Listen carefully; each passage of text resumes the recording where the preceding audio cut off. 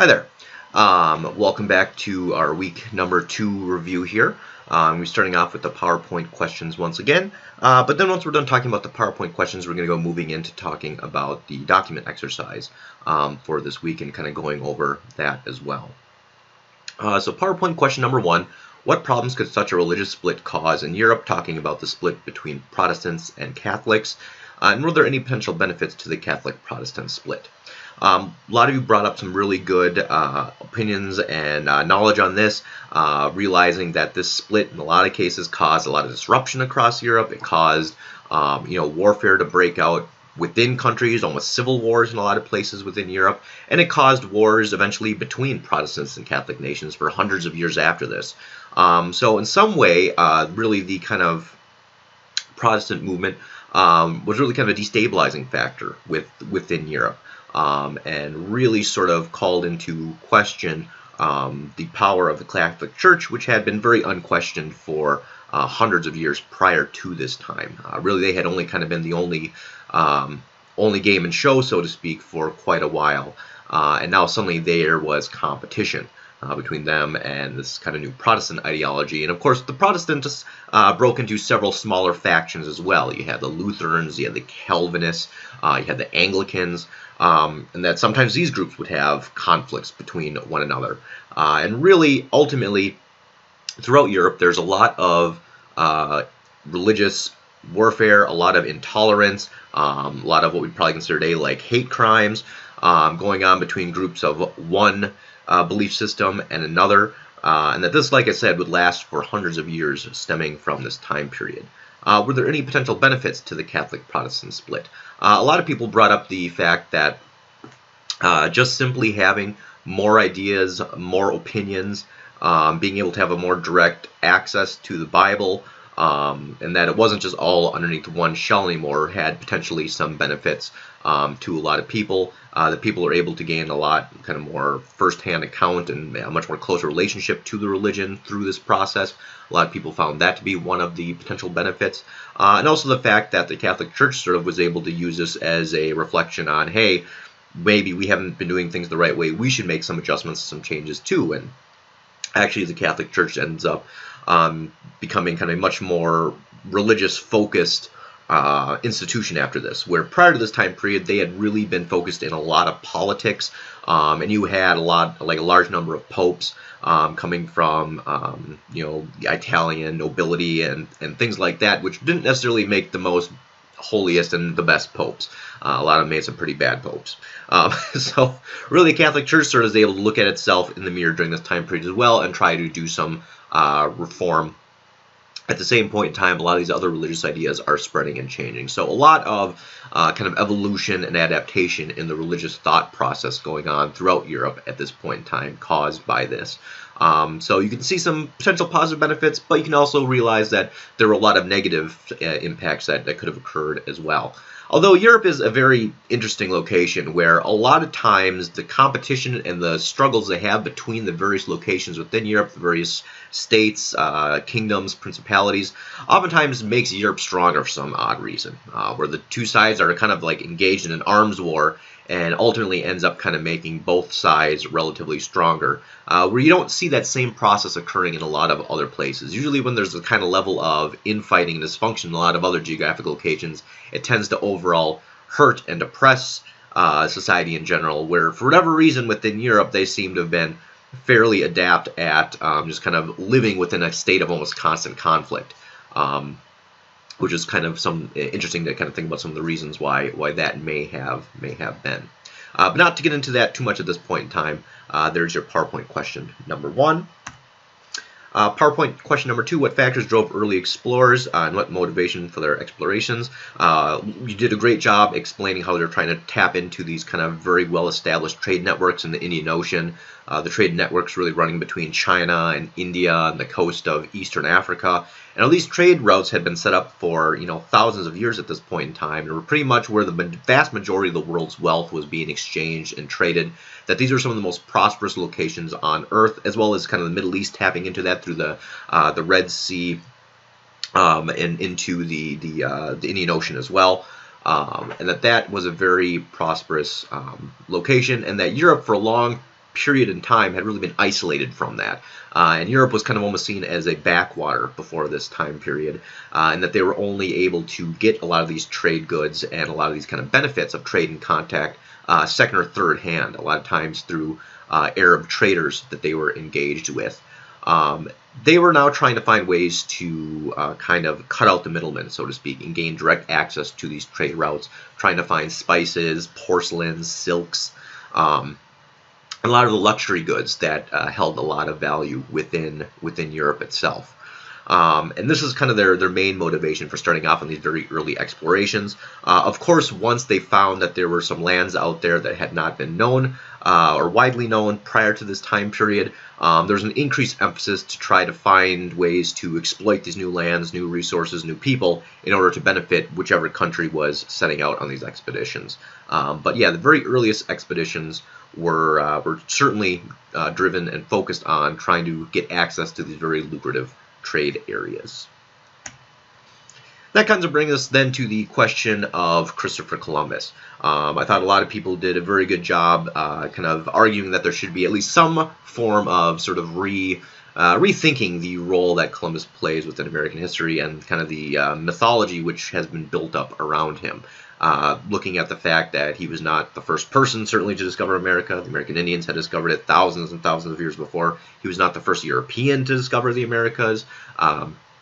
Leif Erikson and the Vikings had set up the colonies in Vinland, in Canada, hundreds of years before Columbus. The fact that Columbus had maps showing the Americas before he set out, so there's likely other people who had at least had some minor contact with the Americas prior to the time of Columbus.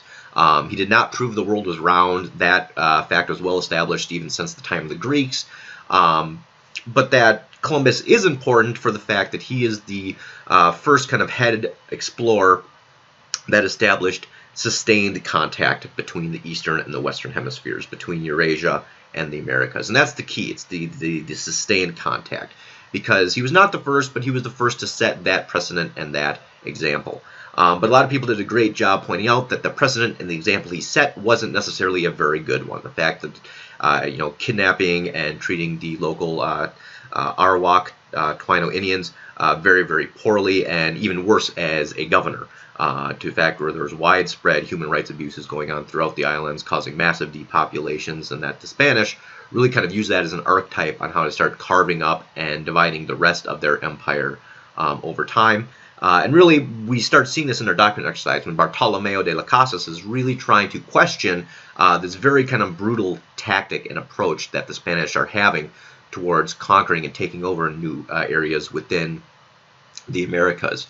And we'll talk about more about that, of course, when we get to the document exercise. But a lot of people did a very good job with the argument that perhaps Christopher Columbus should not be kind of viewed as the hero that a lot of people still, I think, kind of view him with today. And perhaps there should be some questioning and reassessing whether we should devote an entire holiday to an individual who kind of has such a shaded and misrepresented record.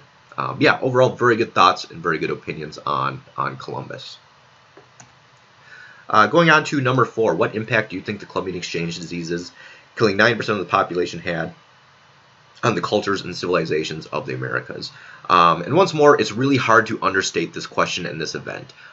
In world history, not just American history, this is perhaps the biggest shift and the biggest change and the most important factor which kind of determines how the world developed since the year 1500 till today, since this contact period until today.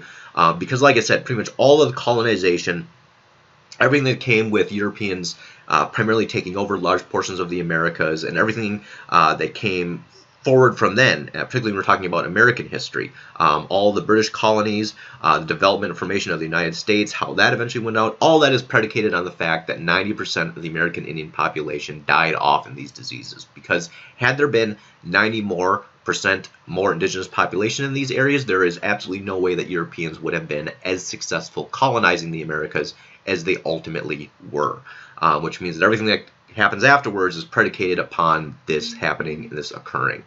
And people did some really good idea of looking at the impact on cultures and the peoples that this impacted. I mean, think about it today. Think about suddenly you wake up tomorrow, or even over the year or two period, and 90% of the people who you once knew are now dead. absolutely catastrophic. Catastrophic on culture, on trade, on economy. If 90% of the people within the United States died, our economy would collapse. And we would really have to go back to probably a much more agrarian style of survivalist in order to try to survive that. There'd be no more going to supermarkets, no more going to stores.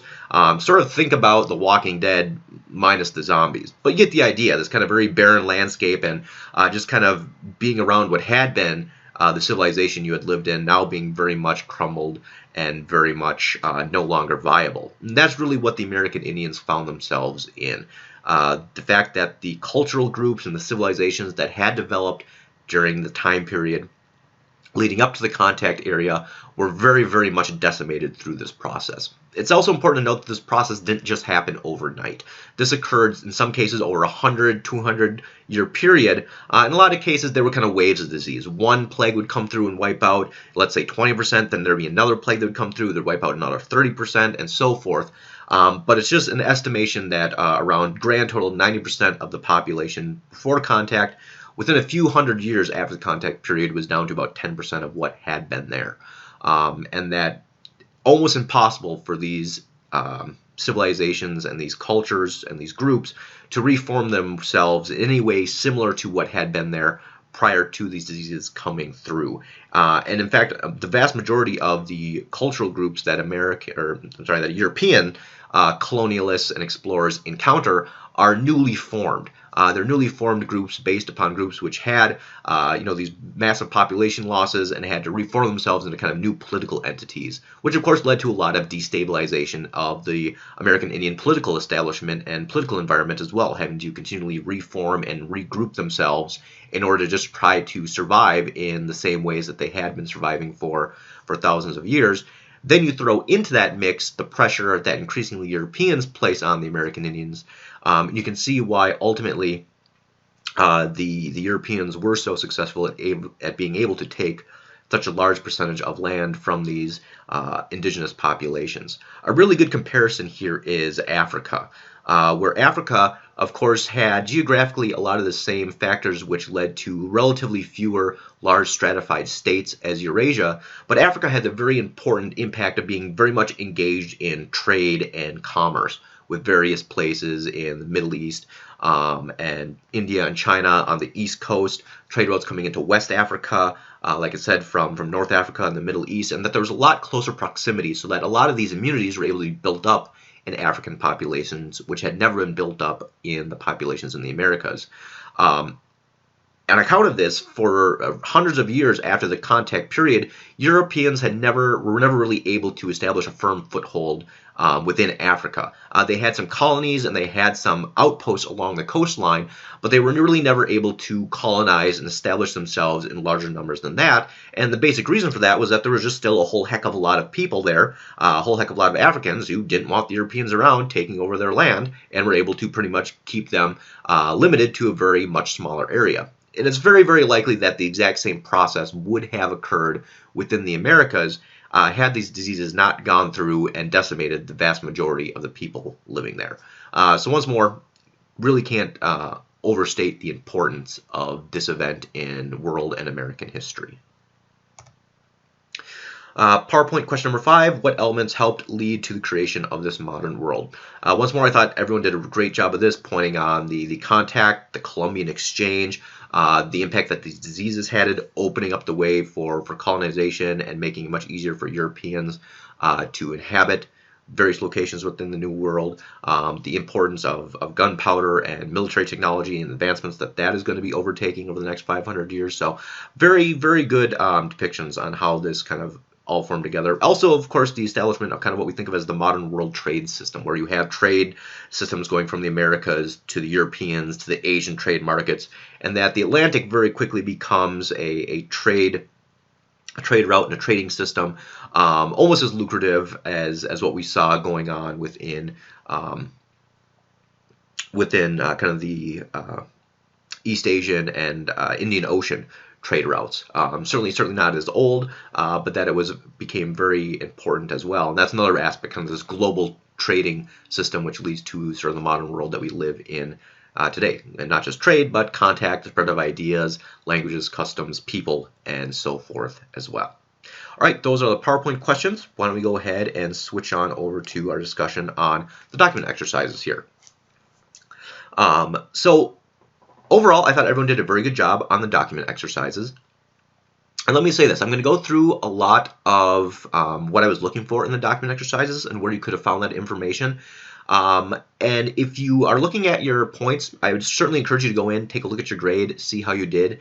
And if you have any specific questions after listening to my review here, go ahead, send me an email, and I'll tell you exactly how I came to establish your grade, what I was looking for, maybe something of what you could have been doing different. And that with any assignment, if you have a question about the grade you got on that, feel free to email me, let me know, and I am more than willing to go through and let you know how and why I came to the grade that I did.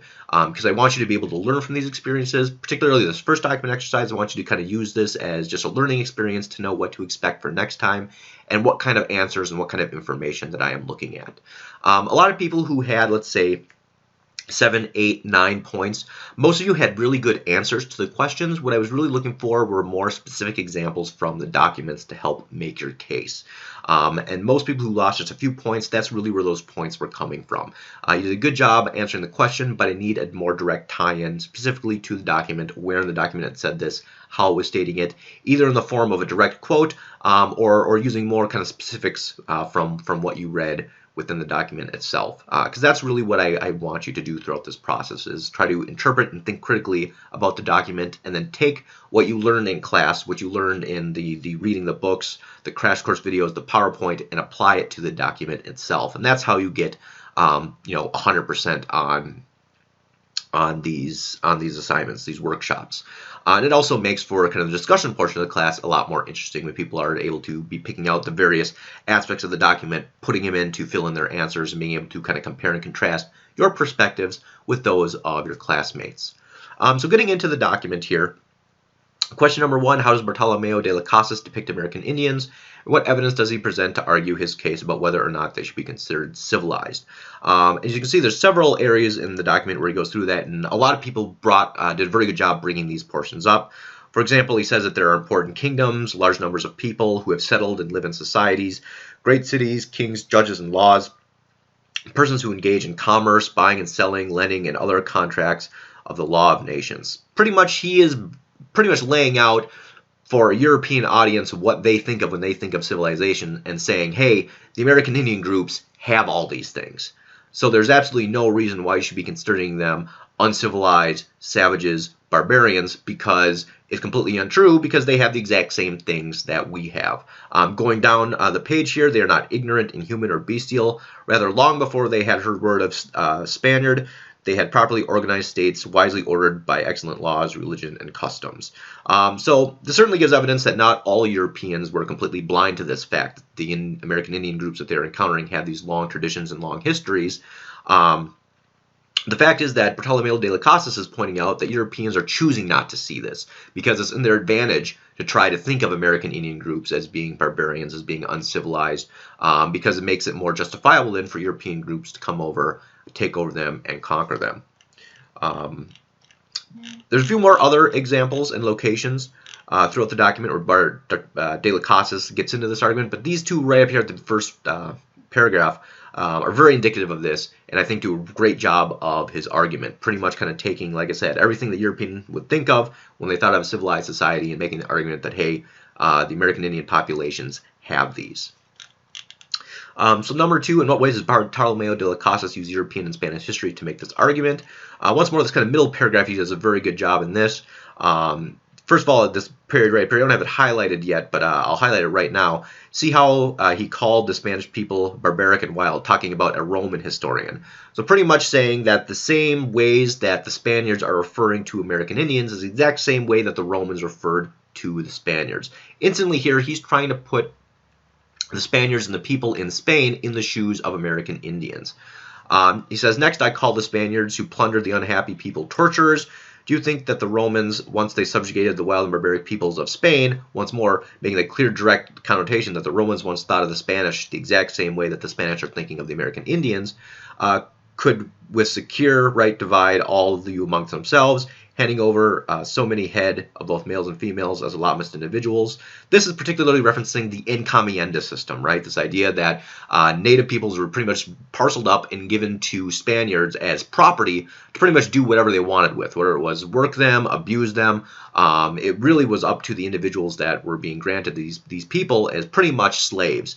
And De las Casas is saying, you know, if this had happened to the Spanish, if the Romans had done this, if they'd stripped our rulers of their authority, consigned all of you after they had deprived you of your liberty to wretched laborers, specifically in search for gold and silvers, loading mines, or fleshing metals, pretty much once more putting the Spaniards in the place of the American Indians, and saying that really it is not then rather to act like thieves and cutthroats and cruel plunderers, to divide the gentlest of people headlong into despair. So once more making this argument of this is ultimately what the Spanish are doing to the American Indians, and that if this had been done by the Romans, the Spanish certainly would not have liked it and likely would not be in as prosperous a position as they currently were. So very interesting way that he's actually using European history here to try to make his argument on why the Spanish should be treating the American Indians in a much more humanitarian way. Of course, Bartolomeo de las Casas is a Catholic friar. It's his goal and his job, essentially, to be converting the American Indians. And this is really the biggest point where his European bias begins to show throughout the article.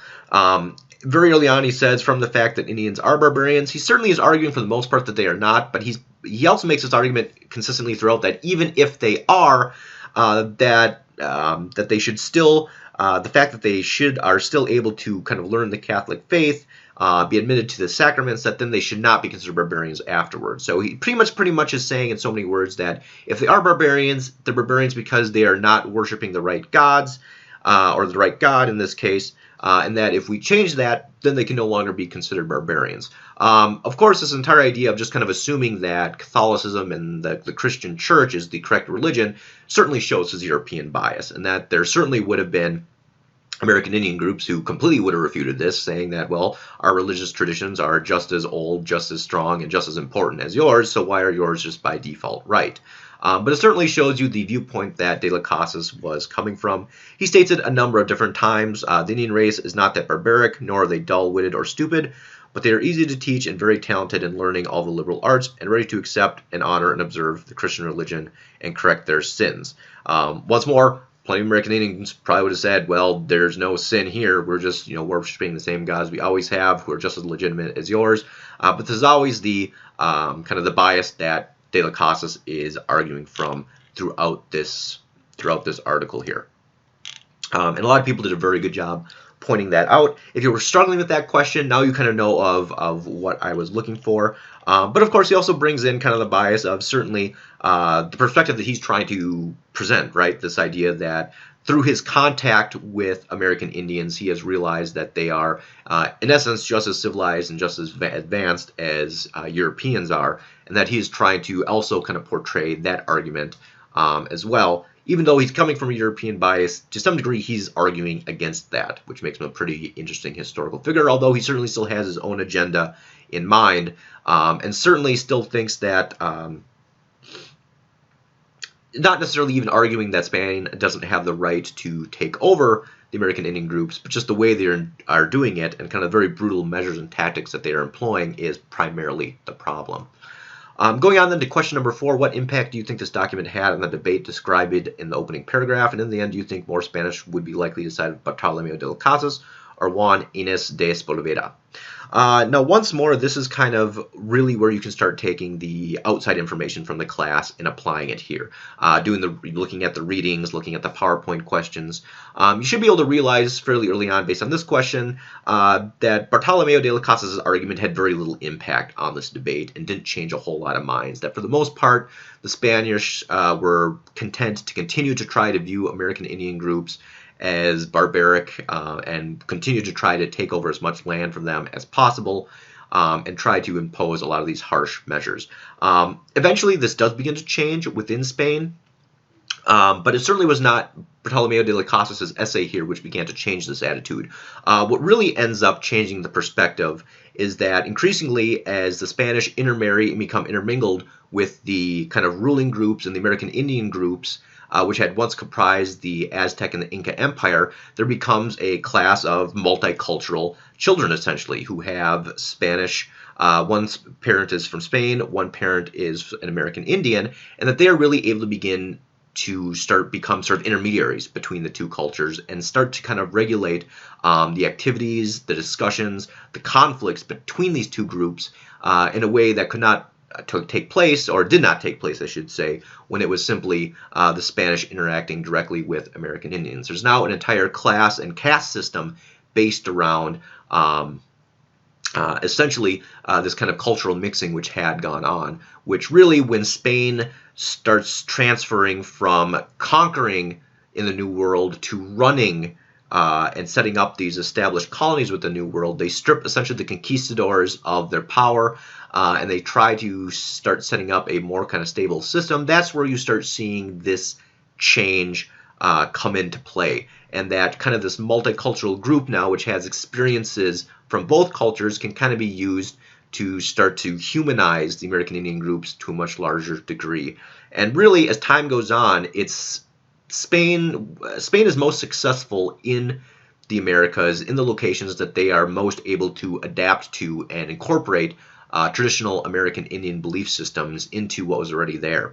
And if you take a look at even religion and Catholicism, which Bartolomeo de las Casas was trying to spread within the Americas, it's spread, but it's not spread kind of as he might have thought. There's a lot of American Indian traditions and aspects of their religion which get tied into Catholicism and is practiced in a different way than it's practiced in Europe. Eventually, when it's then religion is practiced within the American or British colonies, and that it really kind of sets the Spanish portions of the Americas apart, where there was this sort of cultural heritage between both Spanish and American Indian traditions which melded, but that is much farther down the road than where we were talking about at Bartolomeo de las Casas' time, and by his standards, his arguments probably for the most part fell on deaf ears, particularly because, and this is a theme that we're going to be seeing played out within the Americas time and time again, is that it was much easier and much more convenient for Europeans to try to view American Indian groups as being hostile, as being barbarous, as being savages, as being ignorant, as being dangerous, and either justifying the harsh treatment which they were imposing upon them, or somehow being ignorant and in need of Europeans' help. Neither of which, of course, was true at all, but this is how Europeans wanted to view American Indians, to really justify them more or less stealing everything that they had.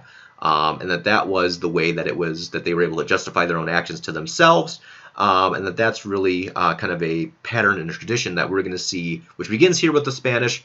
Eventually, the British begins doing something very similar, which we'll be talking about more next week, and is just kind of the beginnings of a very long, sad tradition and story that we're going to see replicated and replayed throughout the semester here.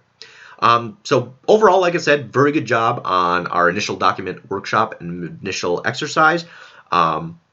And once more, I'm not, in a lot of these document exercises, I'm not looking for one specific right answer to the questions.